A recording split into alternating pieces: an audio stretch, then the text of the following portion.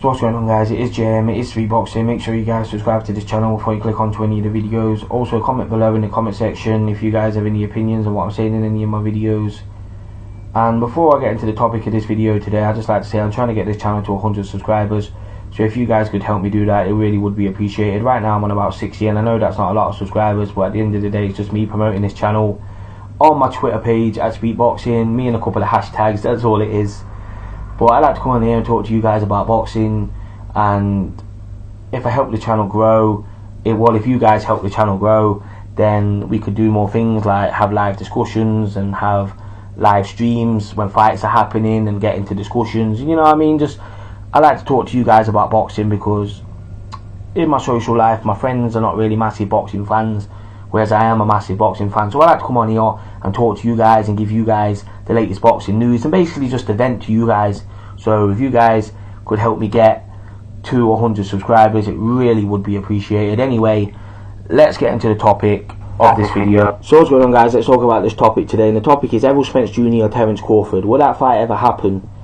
Is that the next big American fight down the line if all goes to plan, if these guys keep on winning and looking good? Is that going to be the next big American fight? Is that going to be the next Tommy Hearns, Sugar Ray Leonard? You're blowing it, you're blowing it. Is that going to be that next kind of fight?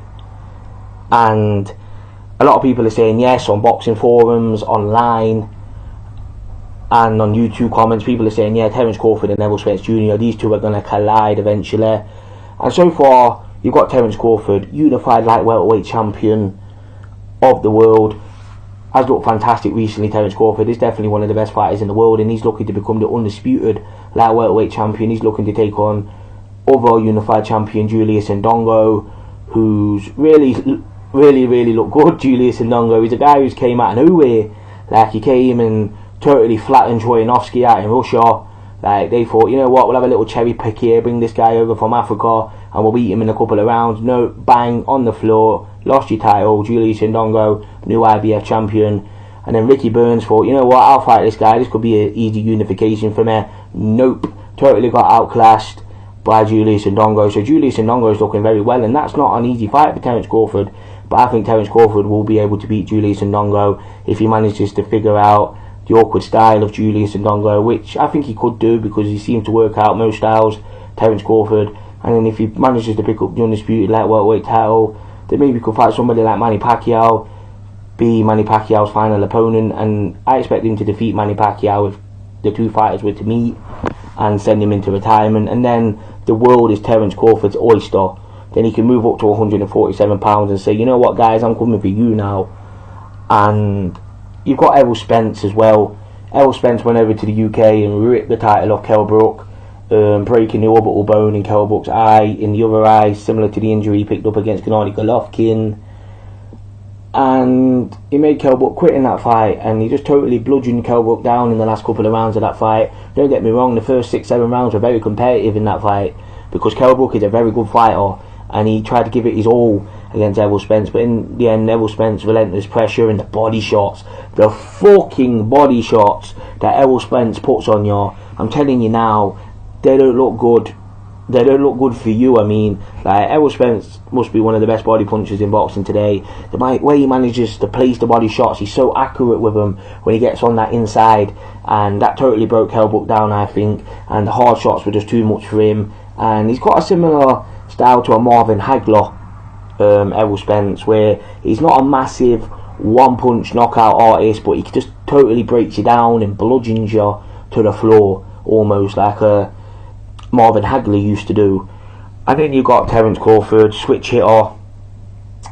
He likes to fight out orthodox and southpaw, whatever takes his fancy. Sometimes you might think, you know what, I'm going to fight this fight in southpaw, I'm going to fight this round in orthodox, you know what I mean? That's what he does in there, Terence Crawford. He just likes to play about. He can adjust the styles. And the fight that impressed me with Terence Crawford was the Victor Postal fight. And a lot of people then go, the Victor Postal fight, oh, that fight was boring, that was a snooze fest. Like, to me, I thought that was a very good performance. I understand why people might think it's boring, because it was a very technical kind of fight. But the way he managed to totally use Victor Postal's style against him was a very good tactical move from Terence Crawford. He went in there he knew what Victor Postal likes to do, fight on the back foot, use his height and reach advantage, and that's what Victor Postal did against Lucas Matisse. He boxed off the back foot, managed to break Matisse down on the back foot, using his height and reach, jabbing, hitting him with power shots, and Matisse couldn't really do anything because he was the smaller man.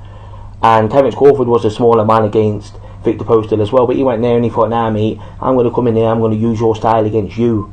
And that's exactly what he did. He boxed off the back foot, moved around the ring, switch hitting, totally frustrating Victor Postal, because Victor Postal was having to come to Terence Crawford, and Victor Postal don't fight like that. That's not his thing. He likes to just play on the back foot and box off the back foot. He doesn't want to come forward, he doesn't want to fight on the front foot, and that totally frustrated him, and that allowed Terence Crawford to get the victory. So that was a very masterful performance by Terence Crawford. And since then he's fought guys like John Molina, and John Molina is a good fighter. He's one of these fighters, he's very hit and miss. Like against Provodnikov, he looked very well, but Provodnikov is a very crude fighter anyway, crude slugger. So Molina managed to use his jab in that against Provodnikov and get the unanimous decision victory.